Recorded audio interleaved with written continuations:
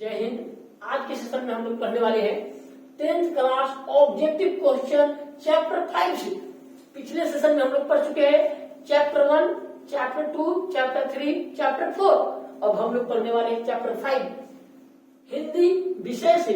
बहुत ही important question जो कि 15 सालों में जो पूछा गया सवाल है उसी से कंपोज किया गया है और भावी भविष्य को देखते हुए 2025 के टारगेट को बनाया गया है, जो इस बार क्वेश्चन टकरने की एकदम 100% गारंटी है, क्योंकि इसी से क्वेश्चन आने वाला है। तो आप लोग बिना देर किए अगर फेसबुक इंस्टाग्राम पे है तो पेज को फॉलो करिए और यूट्यूब पे है तो चैनल को सब्सक्राइब कीजिए और फिर इस वीडियो को देखिए, बहुत ही शानदार है। चलिए शुरू करते हैं। क्वेश्चन नंबर 1 से, उत्तर भारत से नागरी लिपि के लेख कब से मिलने लगते हैं? तो मिलने जो लगा है तो 9वीं सदी से मिलने लगा है। कब से मिलने लगा बाबू? 9वीं सदी से मिलने लगा है। ठीक है, नेक्स्ट सवाल, नागरी लिपि के आरंभिक लेख हमें कहां से मिलते हैं? ठीक है, हमें जो मिलना शुरू हुआ है वो दक्षिण भारत से मिला है। कहां से मिला बाबू? दक्षिण भारत से मिला है। चलिए नेक्स्ट सवाल है, देवनागरी लिपि में मुद्रण के टाइप कब बनी? टाइप जो बना था वो बना था 2वीं सदी, 2 सदी पहले, मात्र 2 सदी पहले। ठीक है, और पूरी दुनिया में तहलका मचा रहा है। ठीक है, हिंदी भाषा की लिपि है, तो हिंदी भाषा का जो लिपि है वो है देवनागरी। कौन है भाषा?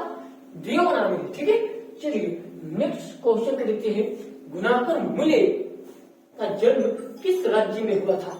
तो वो राज्य था जिसका नाम था महाराष्ट्र। कौन था बाबू? महाराष्ट्र। ठीक है, चलिए नेक्स्ट सवाल को देखते हैं। गुणाकर मूल्य की प्रारंभिक शिक्षा किस परिवेश में हुई थी?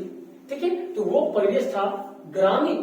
ठीक है, ग्रामीण परिवेश में, गरीब गांवों में होकर जन्म होना। देखो, जन्म किस परिवार में, कैसे परिवार में, कैसे गांव में हुआ, कोई मैटर नहीं करता है। मैटर तो ये करता है कि आप कर क्या सकते हैं। गरीब में पैदा होना कोई बुरा नहीं है, कोई गुनाह नहीं है, लेकिन गरीब में मर जाना ये सबसे बड़ी पाप है। इसलिए आप हमेशा प्रयास करें, क्योंकि आपके हाथों में क्या है? प्रयास। डोंट डू रिजल्ट, यानी कि परिणाम नहीं है। इसलिए जितना हो सके बेहतर तैयारी करें, क्योंकि जितना बेहतर तैयारी करेंगे, जितना बेहतर प्रयास करेंगे, परिणाम उतना ही शानदार मिलेगा। ठीक है, तो गुणाकर मूल्य की प्रारंभिक शिक्षा जो है वो गांव में हुआ। ठीक है, लेकिन तहलका मचा दी। ठीक है, चलिए नागरी लिपि के निबंधकार है, तो नागरी लिपि के जो निबंधकार है वो गुणाकर मूल्य जी है। ठीक है, नेक्स्ट क्वेश्चन को देखते हैं। नागरी लिपि गुणाकर मूल्य की किस पुस्तक से लिया गया है? ठीक है, किस पुस्तक से लिया गया है? तो वो है भारतीय लिपि की कहानी। भारतीय लिपि की कहानी से लिया गया है। चलिए नेक्स्ट सवाल को देखते हैं। गुणाकर मूल्य का जन्म कब हुआ था?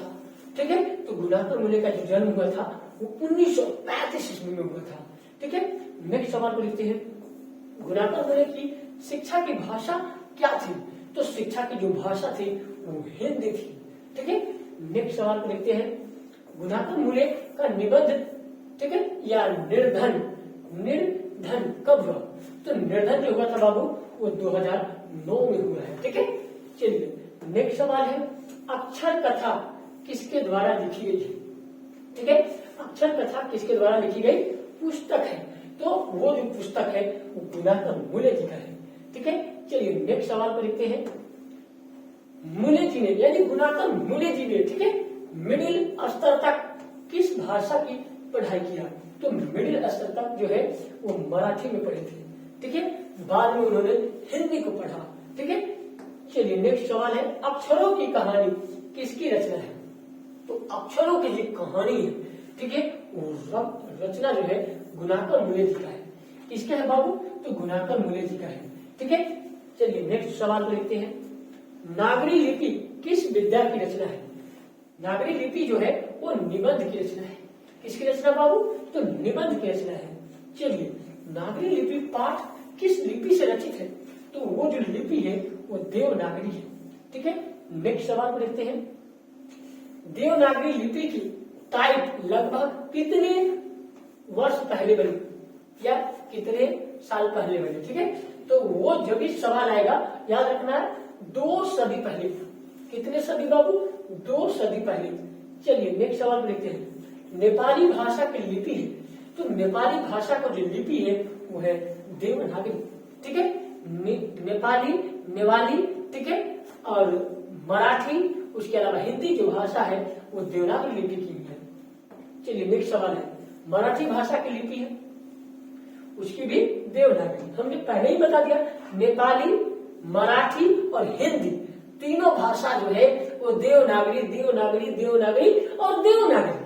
आप एकदम कंसेप्ट को माइंड में सेट करिए। ठीक है, तभी क्या करके आप बेहतर करेंगे। गुणाकर मुले ने किस लिपि को प्राचीन लिपि की बहन, ठीक है, प्राचीन लिपि की बहन की संज्ञा दी है? तो बहन की जो संज्ञा दिया है वो है बांग्ला को।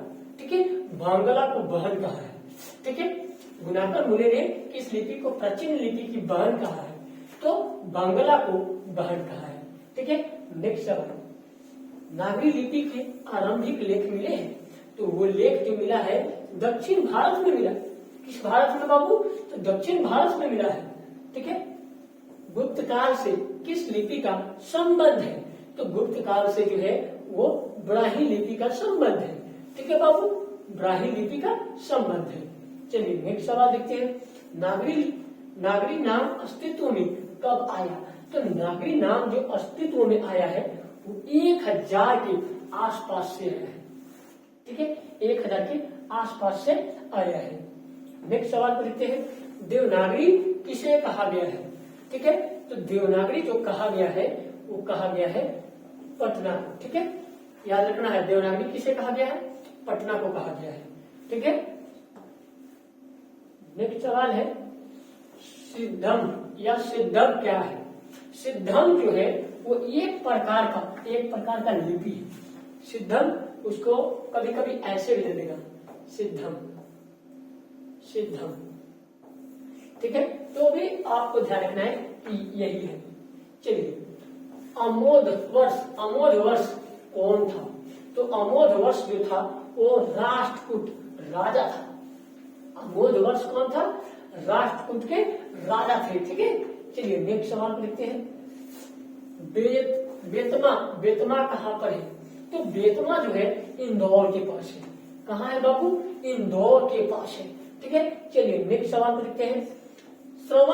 श्रवण बेलगोला या श्रवण बेलगोल जैन तीर्थ स्थल कहाँ है? तो जैन तीर्थ स्थल जो है वो कर्नाटक में है। ठीक है, श्रवण बेलगोल ये जो है कर्नाटक में ही है। चलिए नेक्स्ट सवाल को देखते हैं। दक्षिण भारत की नागरी लिपि को क्या कहते हैं? ठीक है, तो दक्षिण भारत की नागरी लिपि को हम नंद नागरी कहते हैं या नंदी नागरी कहते हैं। ठीक है बाबू, ऑप्शन पे निर्भर करता है। अगर नंद नागरी आया तो भी बेटर, नंदी नागरी आया तो और सुपर बेटर। ठीक है, चलिए नेक्स्ट सवाल देखते हैं। हिंदी की आदि कवि कौन है? तो हिंदी के जो आदि कवि है वो है, ठीक है, सरहपाद। ठीक है, तो ये है हिंदी के आदि कवि। तो आई होप कि आप लोगों को ये सभी क्वेश्चन समझ में आ गया होगा। धन्यवाद, हम फिर मिलते हैं नेक्स्ट वीडियो में नेक्स्ट टॉपिक के साथ। अगर ये वीडियो अच्छा लगा हो तो आप लोग लाइक कीजिए, चैनल को सब्सक्राइब कीजिए और सभी दोस्तों के साथ शेयर जरूर करिए ताकि आपका दोस्त पीछा न रहे। दोस्ती उसी को कहते हैं जो दोनों तरफ से निभाई जाती है। ठीक है, जो दोस्ती सदा के लिए निभाए जाते हैं, ठीक है, दोस्ती को हम दोस्तान कहते हैं। ठीक है, रिश्ता क्या है? जो दोस्ती एक रिश्ता है जो निभा दे उसको फरिश्ता कहते हैं। ठीक है, तो आप लोग फरिश्ता को अदा करिए। फिर हम नेक्स्ट वीडियो में मिलते हैं। धन्यवाद।